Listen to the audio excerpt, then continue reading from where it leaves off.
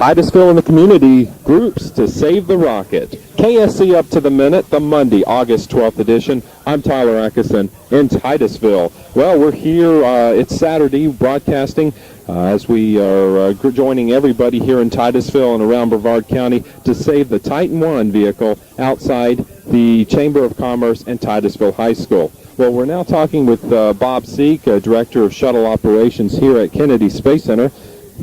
Okay, Bob, how do we stand now with the Atlantis getting to roll over next week? How are the boosters stand? How is the entire shuttle stack? Well, the stack, as it were, the boosters and the tank that we're going to use on the STS-79 mission, we're just now finishing up the closeouts. We mated the tank last week, and we're closing out all of those connections we made. And that should allow us to bring the orbiter over from the processing facility, Atlantis, around the middle of next week. And when we connect that up, we'll test those connections. And the week after next, we ought to head on back out to the launch pad. And we've got a nice orderly flow for 3 to 4 weeks, which should put us ready to go into launch count sometime around the end of the first week or in the second week of September. Does Columbia look like it will be affected for a Halloween afternoon launch?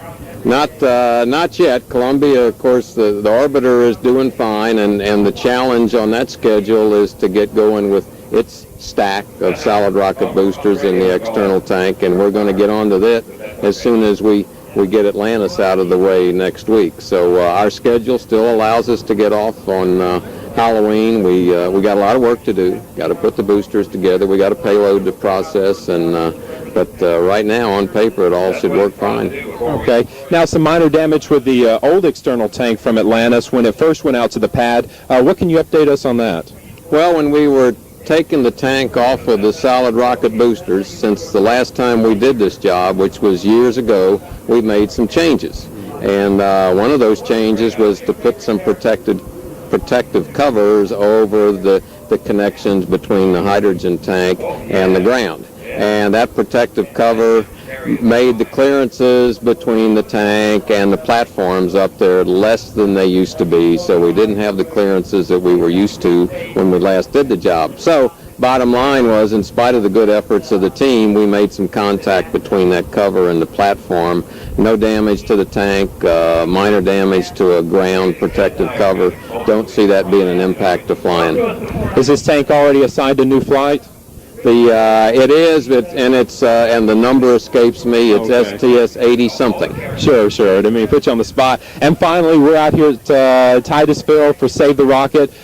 What are your thoughts as you see a Titan I from your earlier days in the space program? Well, it kind of makes me tingle a little bit because that's where I cut my teeth in the space program. The upgrade of Titan I was Titan II, and that was my first work. Whenever I got out of college, it had to do with missiles and rockets. When I was in the Air Force, and when I got out of the Air Force, immediately went to NASA, and of course Gemini, Apollo, and Shuttle. But it all started with me with Titan. And thank you, Bob. Bob Sieck, Director of Shuttle Operations at the Kennedy Space Center. Well, to follow on what Bob was talking about at the Kennedy Space Center, Orbiter Atlantis is in the Orbiter Processing Facility, Bay Number 3, where checkouts and tests of its systems and the Space Hab module continue. Now, Atlantis is scheduled to return back to the Vehicle Assembly Building tomorrow and subsequently made it to its external fuel tank and solid rocket boosters. Rollout of the entire Space Shuttle stack on the Mobile Launcher Platform Number 1 to its Seaside Launch Pad is slated for August 20th in the early morning hours out to Pad 39A. Now, NASA managers are currently targeting launch of Atlantis on mission STS-79 for September 12th at 6:26 a.m. Eastern. Now, as we turn our attention to the next Space Coast launch, the next Space Coast launch here in Brevard is currently set for August 30th at 7:20 a.m. Eastern Time from Cape Canaveral Air Station. A Lockheed Martin Atlas 2A will lift off from Space Launch Complex Pad 36B, carrying aloft a GE Americom satellite, GE-1. Now, mission AC-123 will be the 5th Atlas launch this year from the Cape. There will be a total of 7 planned. And finally, at a Kourou at the French Guiana, South America, at the Kourou Space Center, an Ariane 4 lifted off this past Thursday night at 6:49 p.m. Eastern Time. It was a flawless liftoff, and it carried 2 satellites into Earth orbit for Europe. Well, I'm Tyler Atkeison, and this has been KSC Up to the Minute, reporting from the Save the Rocket Foundation here over the weekend.